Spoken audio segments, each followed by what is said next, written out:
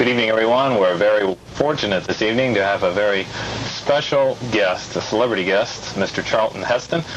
Mr. Heston, welcome aboard, and thank you for coming, sir. Thank you. I feel very fortunate to have what I consider a very special opportunity to meet the crew of the Fort Snelling.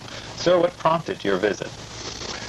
Well, I think the events of the last 3 months, particularly by this Navy Marine contingent that's now on station Beirut, has dramatically altered the chemistry of the country at home. Usually the military services do their job by force of arms, and certainly this task force did that in Grenada.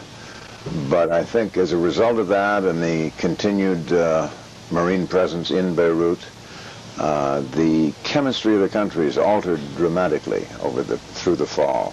I know you guys are aware of that, even if you've been on station the whole time, because of the amount of mail and packages you've been receiving over the Christmas season.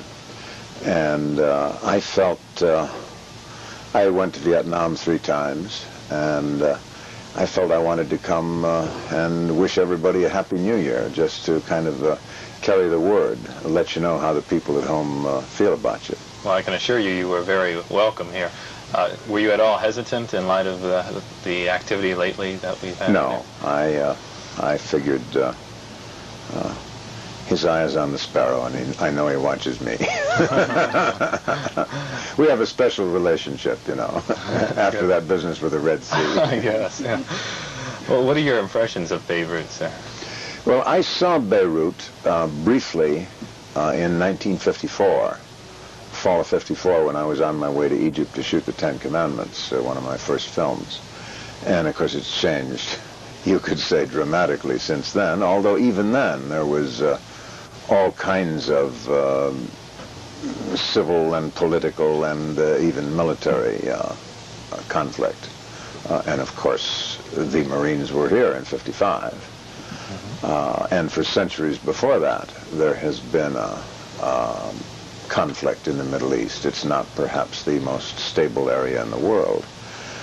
But as the Lebanese pilot who flew me on one leg of my trip here said, and I think there's some justice in what he said you know, there is not civil war in Lebanon. He said the violence has been promoted and almost entirely carried out by a very small faction of mostly foreign terrorists. And I think that's largely true, and it's perhaps something to bear in mind. I think this has been true before in Lebanon. How do you perceive the American people as a whole's feeling about our presence over here? Well, of course, it's not as clear-cut an occasion for joyful Hosanna as the Grenada action was. I think that was something on a curious level the American people needed and certainly responded to beyond argument. It's not quite so clear here. I think most people feel probably what most of you guys feel, that the Middle East is, of course, a vital American interest. Our support of Israel, our dependence to a certain extent on Mideast oil dictates that it is in American interests to keep the Middle East stable, and you can't do that without keeping Lebanon stable. On the other hand, questions like this, the first is always followed by comma, on the other hand, comma. I think many of us, probably many of you, have a certain uneasiness about the appropriateness of having the Marines ashore in a difficult defensive situation and without a mandate or indeed a discernible clear gain from an offensive action.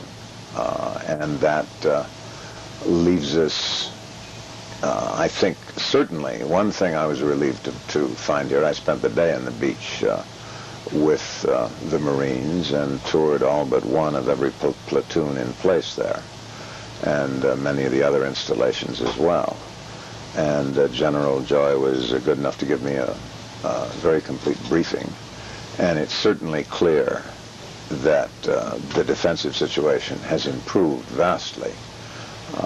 It seems unlikely we will see a repeat of the unfortunate bombing of the Marine Barracks on October 29th.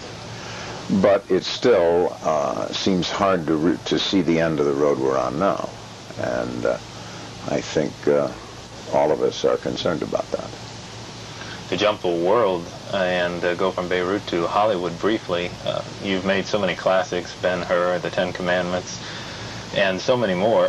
What was your favorite role, sir? I haven't done it yet, but I'm not finished.